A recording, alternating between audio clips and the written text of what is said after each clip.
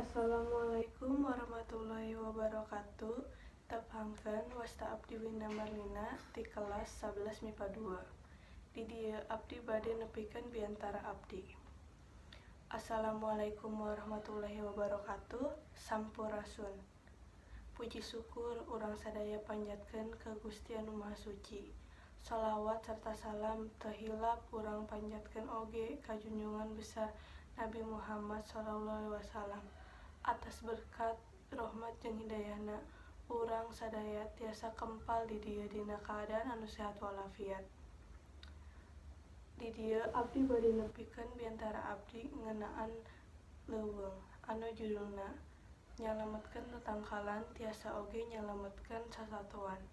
Sapertos urang sadaya terang, Indonesia teh gaduh loba tatangkalan, gaduh loba leuweung. Atanapi leuweung-leuweung eta teh gundul anu bakal nyebabkeun sasatuan teh janten paeh.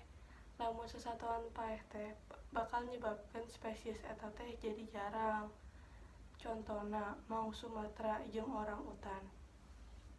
Salaku budak ngora anu boga tenaga, salaku budak ngora panerus bangsa ieu, urang kedahna teh ngajaga bangsa ieu, ngajaga alam ieu bisa dimimbitian tina hal nu leutik, nyaeta hiji jalmi nanem hiji tangkal anu tiasa nyalametkeun sasatuan. Salian eta tiasa oge nyalametkeun Indonesia ieu ti musibah-musibah.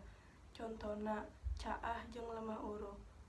Sakitu wae biantara ti abdi, mugi-mugi kadepanna urang sadaya tiasa ngajaga bangsa ieu, ngajaga alam anu endah ieu, ngajaga Indonesia.